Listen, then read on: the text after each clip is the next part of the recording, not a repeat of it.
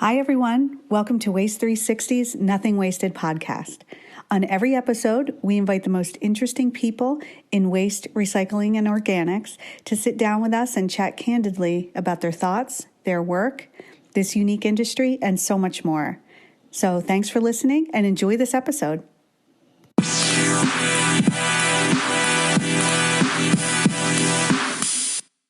Hi, everyone. This is Liz Bothwell from Waste 360, and I'm with Marcus Erickson.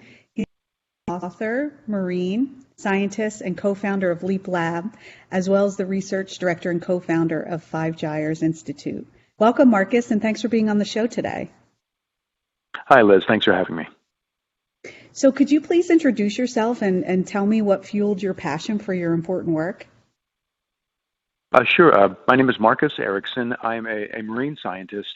I work on plastic pollution in the world's oceans, and that work has really expanded to step back from the oceans and look at the global issue of plastics and some of the impacts on our ecosystems, our economy, on human health, social impacts, and then really what the solutions are going forward. But my background in this goes back, I'd say, a few decades. I grew up in New Orleans, just outside the city. I could walk 3 miles to the swamp, and I really grew a love for nature, and that really stuck with me. That strong conservation ethic. When I finished high school, I joined the Marine Corps, and I found myself in the first Gulf War. If you remember, back in 1991, when the U.S. went into Kuwait City. I was there, and I was among all the burning oil wells. And I remember that scene of all the oil wells on fire. And my conservation ethic really came back to me and really questioning, why are we here? What are we doing? What is this addiction to fossil fuels? And we extract fossil fuels, to make energy and chemistry, but the true cost, the full life cycle of that chemistry on the back end is pretty horrific when you look at plastics and climate change, of course, but plastics is its own documented harm. So I was there in the Gulf War, and I saw these burning wells, and I thought to myself, if I survive this war, I want to raft the Mississippi River. I grew up in New Orleans, and many kids talk about it, and I actually did it 13 years later, back in 2003. And what I saw was an unending trail of plastics. I could look to the left and right bank of the Mississippi River, my 5 months going down the entire river, and just see trash. And so everything came back to me, all my memories of childhood, of the war in the Persian Gulf, and now this beautiful river that I fell in love with, to see it trashed by plastics. I came back to California, and I had to understand, what is this garbage patch everyone's talking about? And that goes back now 17 years, and I was wondering, what is this? So I met Captain Charles Moore, the guy that discovered the garbage patch. Within a few weeks of meeting him, I had a job as his director of research, and that really launched my career. And here we are today. We've begun the Gyres Institute. Now it's 10 years old. We've sailed around the world, and it's really interesting times now. I feel more optimistic now than ever. Oh, I'm so glad to hear that you're optimistic. That's huge, because that we need that going forward, and more people involved in stakeholders to really make change happen. And I want to dig into the journey you had mentioned. But first, could you tell me a little bit more about Leap Lab and the work you're doing at Gyres Institute? Yes. Both are organizations that my wife, Anna Cummins, and I have both founded. The Gyres Institute came first. And then Gyres is really about ocean plastics. It began that way. What we saw 10 years ago was a huge gap in the data. Since I'm an environmental scientist and Anna works on policy, we thought there's all this talk of islands of trash in the ocean, this fictional garbage patch, and there's more than one. There's more than one gyre in the world's oceans. Gyres are these spinning currents. There are 5 major ocean gyres, subtropical gyres, the North Pacific being just one. So there were questions about, well, how much trash is out there? Where is it? And what is the impact? So we set sail in 2000, I'd say 2008 was our first expedition, another rafting voyage, followed by about 20 research expeditions. And we've done the equivalent of sailing around the world twice. just studying ocean plastics. And we've answered those questions. We published a paper on plastics, the abundance and distribution of plastics globally. And then about 2013, we were in the Great Lakes and discovered plastic microbeads. And that kind of set us on this policy trajectory, looking at, okay, now we can really pinpoint the type of plastic, where it's coming from, the product, which country, which company, which we couldn't do in the ocean. In the open ocean, plastic is so degraded, you kind of don't know where it came from. It's the tragedy of the commons. But finding microbeads in the Great Lakes, we were able to launch a policy campaign with about 50 other organizations, and we got President Obama to sign the Microbead Free Waters Act back in 2015. So that's what 5 Gyres does. We turn science into policy. And now we're looking at a few things. Plastics in asphalt. We're seeing that used in our roads. We're looking at bioplastics. Are plastics really biodegradable, and which ones are not? And that's the focus of 5 Gyres. Now, Leap Lab, we're just starting that organization, and that's a passion that both Ann and I have had since childhood. It's about science literacy, increasing science literacy throughout society, in our schools. We have seen what can happen when we're not using science as a foundation for policy and public conversations and in politics. We need to have strengthen our foundation of science. So we are building a science center. In Ventura County, we aim to build a science center to house a lot of our exhibits that we have. And it will be, your typical science center, but with a much more research-based, progressive sort of mission. Those are the 2 organizations. And like I said, I feel much more optimistic. Having heard Biden's conversation with 40 leaders around the world on Earth Day, the Earth Day summit he did last week, so inspiring. Now, to couple that with a lot of the policy wins we've had, I'm feeling much more optimistic. Oh, that's great. And I know I read about that discovery of the microbeads in the Great Lakes, and amazing that you were behind that. I mean, it really was the cornerstone of removing microbeads from cosmetics, right? Isn't that part of what the Microbead Free Waters Act was? Can you talk a little more about what it actually did? Yes.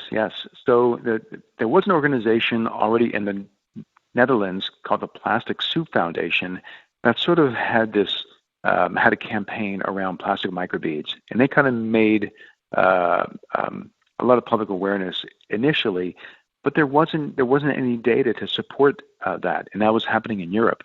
Here in the U.S., we found the microbeads, and then we had a smoking gun.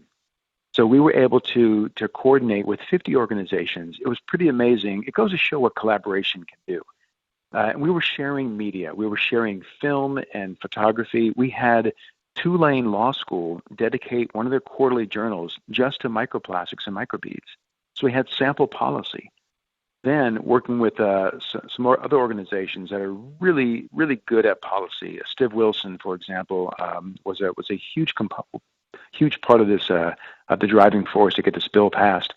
A couple senators picked up the bill, the sample bill that we worked with Tulane Law School to create, brought it to Obama's desk, and what he saw was, much of the country advocating for getting rid of this plastic product in cosmetics and facial scrubs and toothpastes.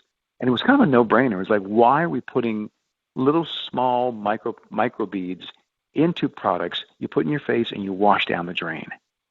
So I think it was, industry kind of came around to agree as well. Although it did fight us a bit, but eventually we won, and in 2015 the bill passed. That's awesome. I love hearing that, and I love the way that you phrased it, that you and your wife are using science to actually drive policy. That's amazing. And I know you said you work with your wife, and you guys had similar backgrounds in what you wanted to accomplish, but I also saw that you have a unique and very fitting engagement story. Do you mind sharing that? Yes, we have similar backgrounds, but culturally very different. I grew up in the deep South, outside of New Orleans, playing in the swamp, and then when I came of age, I joined the military. I was in the Marine Corps, like I mentioned before, for 6 years. And Anna grew up in Santa Monica. Very much went to a progressive school. In the military, it was so far from her mindset. But we met, and our core is really about conservation. She and I both bonded over, what is going to take to set our generation, the next generation, up for success, to conserve all the resources that we need to survive, basically. So on that foundation, we founded the Gyres Institute. But when we met, within about, I'd say, 5 months of meeting, I was set to go at sea with Captain Charles Moore into the North Pacific to survey plastics in the subtropical gyre in the North Pacific, what we call a garbage patch. And I asked her if she would want to come along. Charlie Moore had said yes already, and she agreed. We've been dating for a little while, and we were there from January through February, about a solid month at sea. February 14th in 2008, we're in the middle of the North Pacific. I mean, halfway between Hawaii and California's coast. And I spot Anna. She's sleeping in the bundle of sails that have been dropped from the mast, and just a comfortable little bed outside. And I climbed up to her. And the day before, I had found some fishing line floating in the ocean. And I cut a little piece, like a little 8-inch piece, and I wove a little ring. And I climbed next to her, and I just asked her, "Would you marry me?" And I followed that with, "You don't have to answer now. I know we're in the middle of the ocean. You can wait a few weeks. We get to land." But she said yes. And I followed that with a question also. I said, "Can we, before we get married, can we build another plastic bottle boat and sail across the ocean?" I didn't mention that my Mississippi River raft was made from 250 2-liter plastic bottles. So I thought I knew plastic bottle boats pretty well. So when Anna and I get engaged, I asked her, I just said, "I want to build this plastic bottle raft. Can we do this first?" And she said yes. So she was mission control. And my friend Joel Pascal, he is a sailor, and he and I were the co-navigators on this raft that we made out of 15,000 plastic bottles. We took 26 sailboat masts and made a square deck. All the bottles we stuffed into old fishing nets. So we had old fishing nets, all these used bottles, all these old sailboat masts from broken sailboats. And for a cabin, went to the coolest junkyard in California, and I found a Cessna 310 aircraft. And I cut the wings off, and I put the rest of it on top of this platform, this floating platform. And an A-frame of 2 masts to hold a piece of sail. We found some old junk sails somewhere. And we spray painted with black spray paint junk across the sail. That was the name of the raft. And we left the coast of Los Angeles, Joel and I, roughly 2.5 months after Anna and I had landed from our trip in the North Pacific Gyre with Charles Moore. So we had 2.5 months. We built that boat. We put it right into the water next to the aquarium in Long Beach, California. And then Charles Moore, he pulled up next to us and he towed us out to sea, 60 miles out, and let us go. And that began this ocean odyssey. We thought it might take us, 3, maybe 4 weeks, 6 weeks max. We're unlucky. 13 weeks later, we hobbled into Waikiki. We lost like 20 pounds of weight each. We were pretty much out of food, eating mahi-mahi and peanut butter. And but we made it, and I saw Anna waiting on the dock. And we succeeded in terms of the number of people we reached with the message that a plastic bottle leaving your land anywhere in the world is going to travel far, far, far before it makes landfall somewhere else. And we got about 1 million people saw our website on the day we landed, thanks to the AP and Reuters, the news wires. So it was a successful journey, and that launched Gyres, and also launched my marriage with Anna. Oh, wow. That's amazing. What a beautiful story. And hey, if you guys can withstand that, you're in it forever. I love it. Yes. Yep. So far, it's been wonderful. So tell me more about that journey. I mean, what did you see? And did the boat withstand the winds and the current and everything else? I'd love to hear more. If we have a few days to talk, it was a lot. It's 3 months at sea, and it was amazing for many reasons. One is that I got to really understand how plastics move in the oceans. I got to really fall in love with the ocean. You know, if you spend that much time, I mean, my feet were wet pretty much all the time as our raft, the deck, was touching the water, waves would splash up. And I would sit there and for 3 months just watch the ocean. And I could sit there and I could count to 1,000. I can't count to 10 now without thinking about checking email or paying a bill or something, all the distractions. But there, I was just at peace with the ocean, just watching the waves. And I saw some amazing things. Like, I remember one night, so Joel and I had this rotating watch schedule. 8 hours on, 8 hours off, 4 hours on, 4 hours off. When you're on watch, you're at the helm and you're making sure the boat goes straight. If the raft were to turn, the wind would spin it and the sail would flutter and it was a big mess. So you're really on for 8 hours making sure the raft goes straight. So I had the 1 a.m. to 9 a.m. watch. I had the middle of the night. I remember one morning, it's like 3 o'clock in the morning, it's pitch black, and I can tell there's a storm on the horizon because on behind me there were no stars, and I could see lightning, and so there was a squall that was building and coming our way, and I could tell which ones were going to hit me based on the direction. You know, I would see the cell of the storm, and the storm hit. It's so fierce, and they move very quick. So in 15, 20 minutes, it's over. But during that time, there can be like 30, 40 knot winds, and the boat spins around. We tore one sail with one squall, and took us days to repair it. But this time the squall passed. It was a moonlit night, so a full moon, and at this point now the storm is in front of me. It's already passed. I'm soaked to the bone. The water just trickled right through my raincoat, my waist, my feet were soaked, my neck and my shirt is miserable and cold. And I look up, and on the clouds in front of this wall of clouds, there's a rainbow in shades of gray. It was a moonbow. And it almost brought tears to my eyes. It was so cool, so beautiful. My first time ever, and I haven't seen one since. This moonbow just at 3 o'clock in the morning in the middle of the ocean.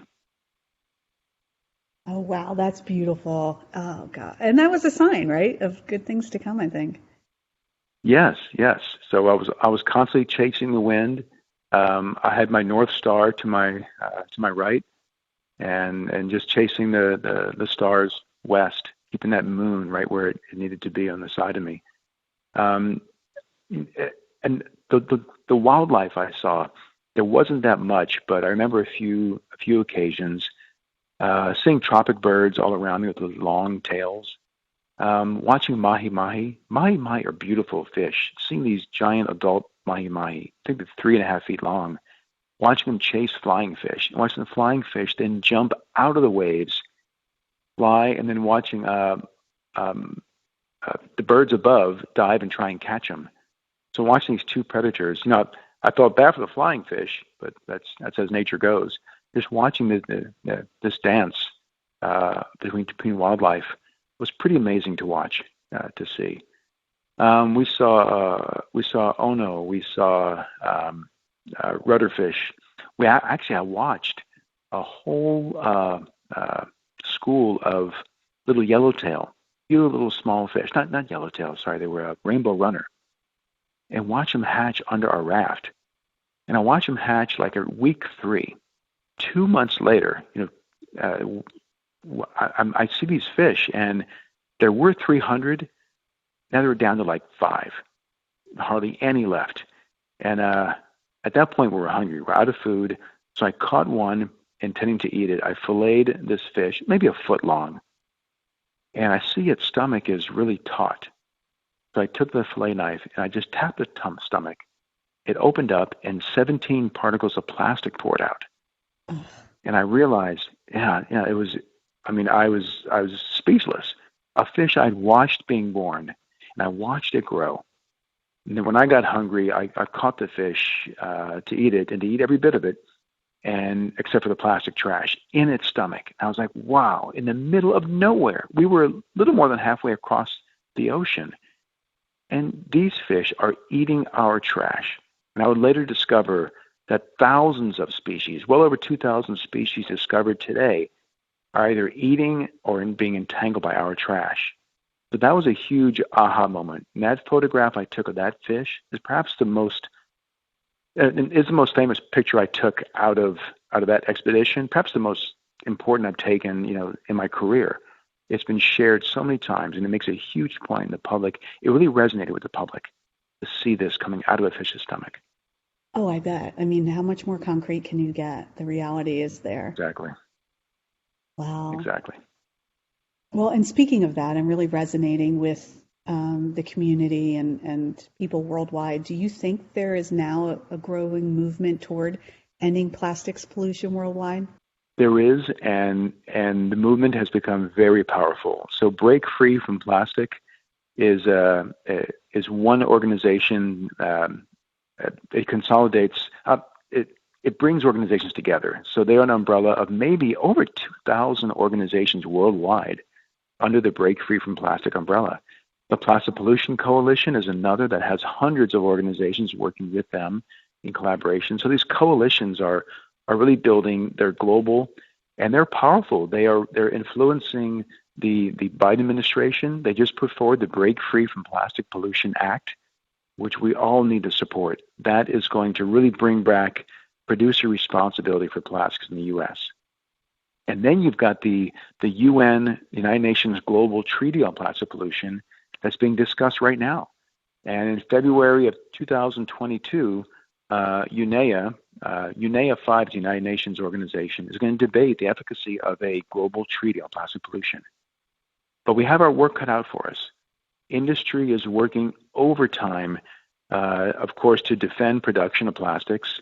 We're seeing more and more plastic production plants growing around the world. And that's being driven by demand, of course, for plastic products as the middle class rises around the world. But there's also demand for single-use plastics. And that's what we're trying to influence. Because much of the harm that we've documented is from single-use plastics. Fishing gear as well, and single-use plastics. If we could create better systems of responsibility for the full life cycle of fishing gear and single-use plastics, and it might be eliminating some of those or creating net lease programs, like where you lease a car, you lease a net, or single-use plastics, finding all the alternatives, different materials, different ways of moving goods, ushering in the reuse economy, so we're reusing things locally rather than throwing away single-use plastics. That's what we're working on. But industry is fighting fiercely to defend production, and their end-of-life solution is really more recycling. And we know over the last 40 years that we cannot recycle our way out of this problem. Now, recycling, for example, in the U.S., we recycle less than 10% of the plastic we produce.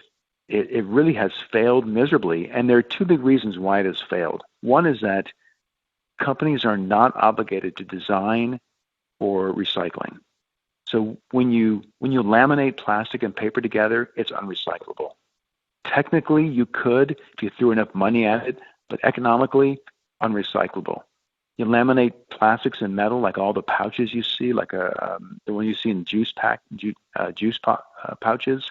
Mm-hmm. Those are metal and plastics. Those are unrecyclable, economically unrecyclable.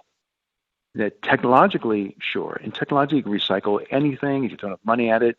But we're seeing that most single-use plastics, they fail to work in a circular economy. So much of the world's coalitions are trying to eliminate single-use plastics, bring in a reuse economy, whereas the industry is pushing for recycling.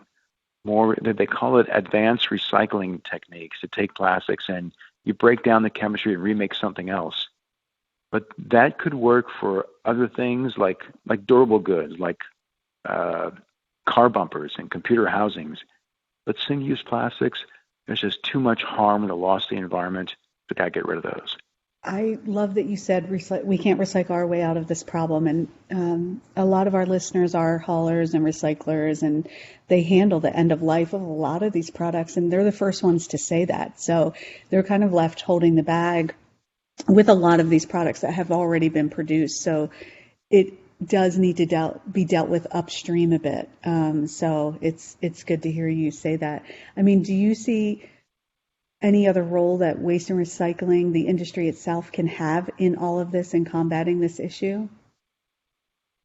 Yes, oh, for sure. And this is where I'd love to just sort of brainstorm with you and other folks in the industry about how to create local circular economies around how materials flow.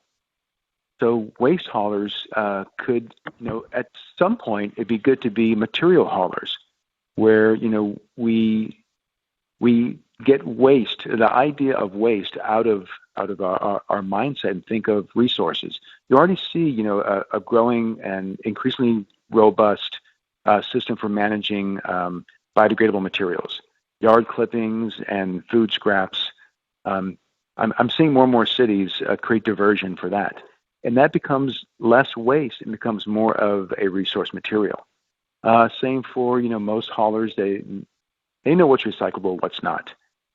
So to get better at diversion of materials from households, from businesses, from schools, so that they can be captured, sorted, and captured, and what becomes too dirty to have value, like a styrofoam plate or a Mhm. plastic bag, those things that in MRFs create problems. They gum up machinery.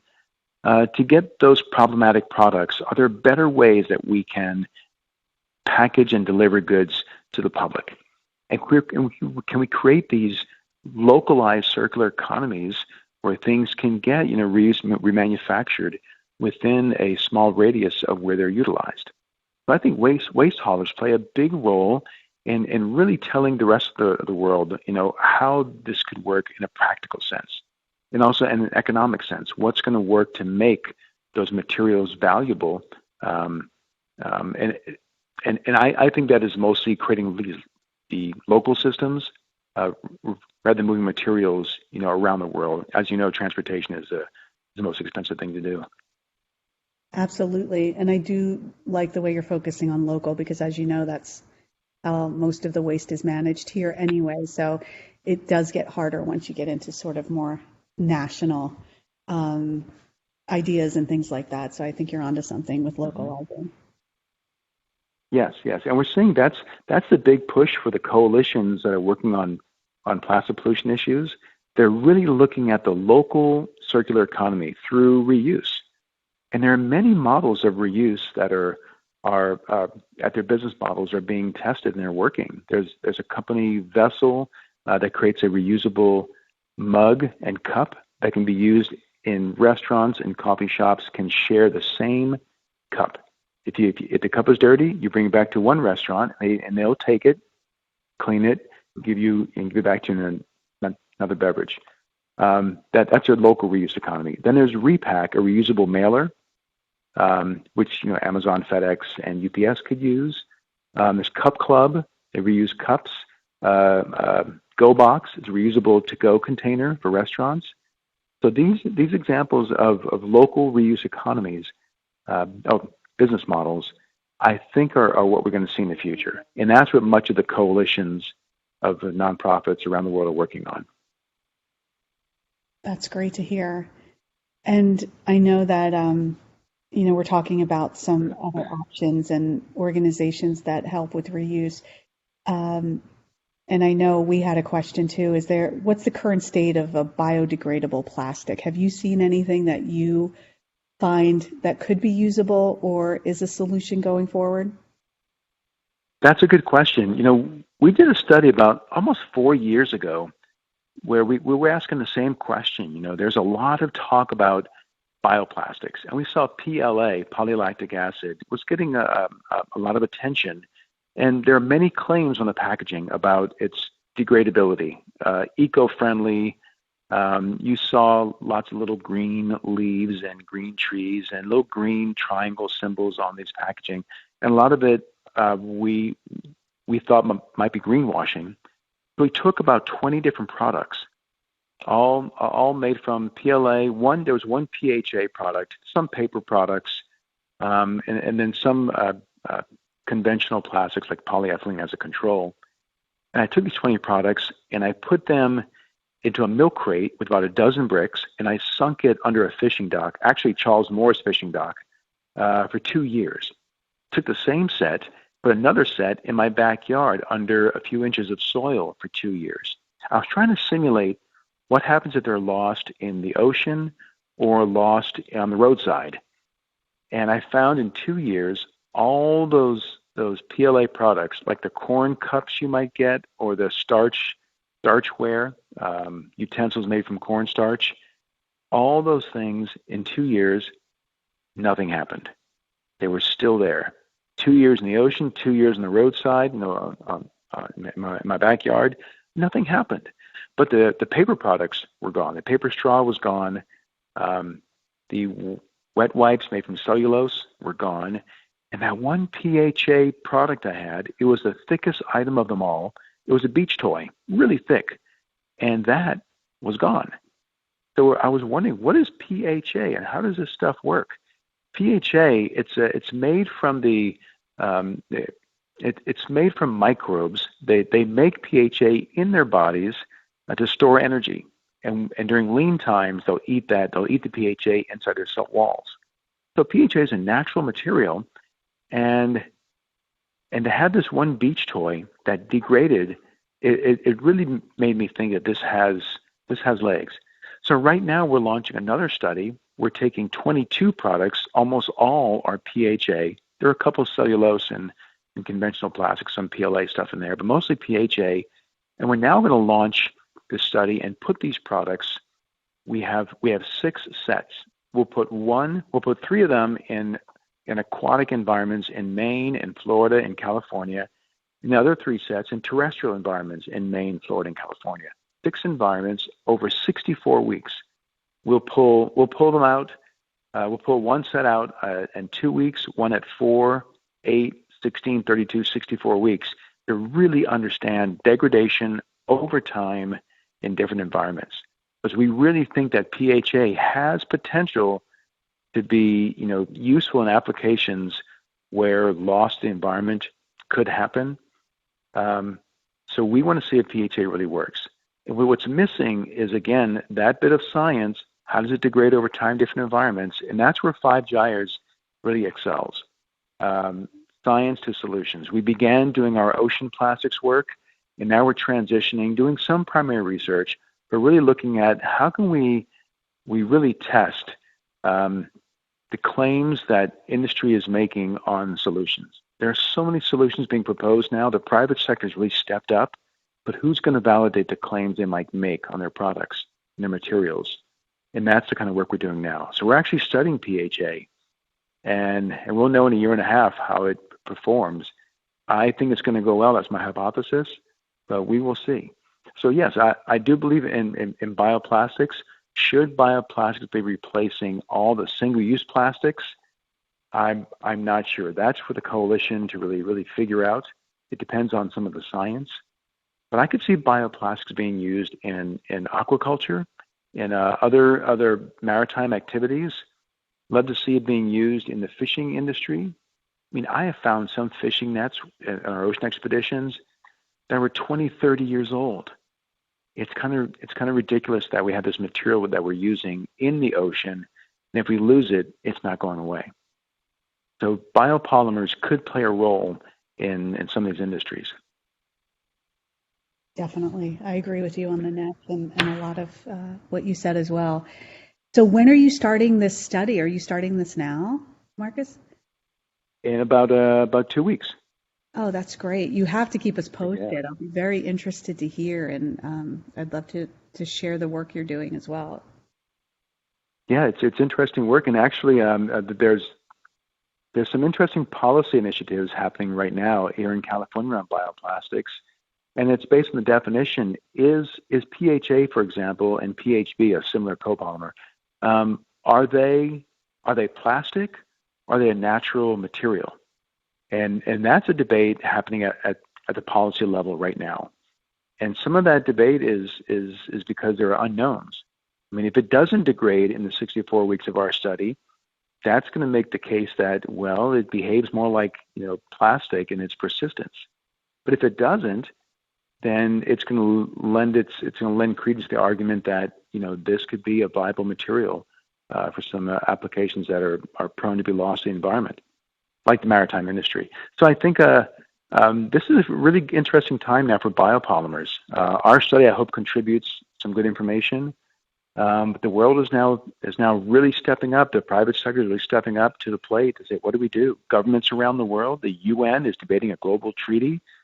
Break Free from Plastic just launched a Break Free from Plastic Pollution Act. The Biden administration is taking it seriously. So, like I said a couple times already, there is room for optimism. Definitely, and you just noted many reasons why, and the momentum is definitely going in that direction. So it's great to see, and we'll keep it going. Yes, good. We need to. So has COVID-19 impacted your work at all? Yes. So we no longer have an office, like many people do. We all work from home. We Zoom constantly. We're still doing. We just hired a new scientist, so we're doing a lot of work. We're launching a couple of studies. There's a PHA study. We have one looking at plastics and asphalt.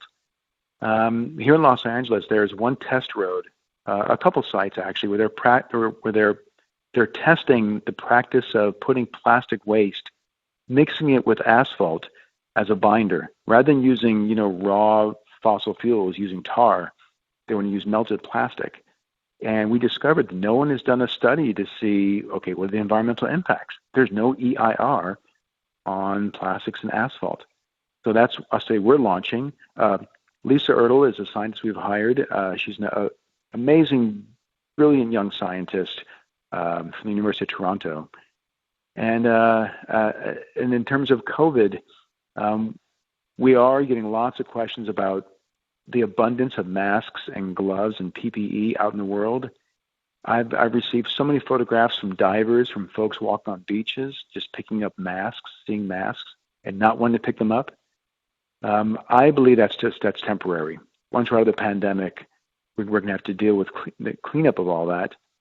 But there is, and I'm sure you've seen it in waste management, an increase of PPE being utilized.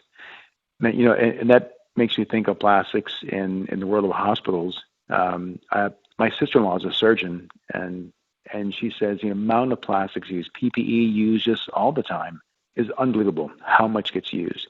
Every time they go into a procedure, the gloves come on, gloves come off, gloves go on, all the waste. But unlike single-use plastics in the hospitals, that's a very controlled, regulated setting for managing hospital waste. It's a single-use plastics that we're trying to address. And that's what we're doing during this COVID time. We're still pushing for the policies. We have a program called Reusable LA. It's actually a coalition of Los Angeles-based organizations trying to shift Los Angeles away from single-use to reuse. So I would say we're busier now during COVID than ever. And to some degree, we're thriving, having hired 3 people last year. Oh, great. I love to hear silver linings like that. And I think, if anything, it put a spotlight on important work like this. So hopefully this will continue. Yes. Yeah, I think it will. Unfortunately, I don't see this problem being solved, in the next few years, although I do see huge strides with the UN Treaty and the Break Free from Plastics Act. But I think there's still work to be done. Mm-hmm. But I think what we've always thought is constant pressure over time. Things don't happen overnight, and you have to be thick-skinned, and just understand that if you don't give up, and you believe you're right, and you can have success over time, but you got to put in the hours, and it's a lot of me sending emails at 3:00 in the morning and just trying to get things done. So we've had lots of success in the past, and I foresee in the future a lot more dialogue, a lot more policy, a lot more innovation, and entrepreneurs coming to the table. So a lot of work ahead. Definitely. But like you said, there's optimism in the air and it's definitely moving in the right direction. So, do you have any advice for people who want to do their part to overcome the plastics crisis but feel, hey, I'm just one person, what can I do? That's a good question, and I often say that first of all, one person is not going to change the whole world, but a group of people will. So my advice is just get organized. If you're passionate about this or you just want to contribute something, look to the organizations who are working on this issue and help to contribute to them your time, donations, but get organized. There's a lot of policy work being done, and that needs people, average citizens, to call uh, their local leaders to support these bills. And then also to think of, in your world, in your sphere of your kid's school, your business, your home. How can you zero waste your lifestyle, your operations? How can you get throwaway plastic spoons out of your school's cafeteria that go through hundreds a day? How can you get rid of water bottles at your office and instead have a reusable water cooler? There are lots of little things like that. So zero wasting your life, and then getting organized to support the groups that are collectively working on policy or science or education. That's what I advise the individual to do. That's great advice. And you're right. Individual steps do add up, right? If you look at it that way and get groups involved and contact the right people. Yes, we got to get organized. Love that. So, I mean, you talked a little bit about this, but what's next for you, kind of beyond all of the studies that you mentioned and that important work? What else do you hope to accomplish in the next few years? Well, we're still working with Five Gyres. We're consulting with a few companies on their products and packaging. That's kind of the role we've taken now, working with the private sector more closely. I'm working on another global estimate paper looking at the trend of plastic in the oceans over time. And the case I want to make there is that, look, it's so difficult to survey the ocean surface, to monitor it, that perhaps the ocean is not the best place to look. We're discovering coastlines are. That's a bit of research I'm still involved in. But Five Gyres is working more on policy, working locally in LA to reusable LA. But for me personally, Anna and I, we've begun Leap Lab, the science center, and we are now 3 months since we bought a 15-acre farm in Ventura County in California. And our intent is to turn this into the science center we've dreamed of. The Leap Lab Ventura will be based here in Santa Paula, California, and we're looking forward to building up the exhibit space, creating education programs, and getting out into the county. There are 140,000 students within a 30-mile radius where we live. So we're going to focus on that with half of our time. Other half continue working on plastics. Well, that's great. And what type of exhibits are you going to have there? Well, I didn't mention this, but I have a side business of collecting late Cretaceous dinosaurs. So for 30 years, I've been going to eastern Wyoming, and now in our garage, this property has a 4,000 square foot metal barn. I've got 8 Triceratops skeletons, some T-Rex parts, and a duck-billed dinosaur on the way. So we're going to have a nice natural history exhibit. We're going to have a timeline going across the property, 700 feet. So you walk through time, beginning at 4.6 billion years at the first step, and you walk across the property, and you get to the Anthropocene today. Then there's going to be a model of our solar system on one corner of the property. And the rest of it, we're going to grow passion fruit. We're going to have an active agricultural tourism sort of program thriving, where folks can see what does it look like to grow your own food, to make your own power, to capture and clean your water. So it's going to be it's a science center with a strong sustainability bend, and we're really thinking about what does the localized community of the future need to have a strong, local, resilient, robust circular economy. And that takes really knowing the science of getting there.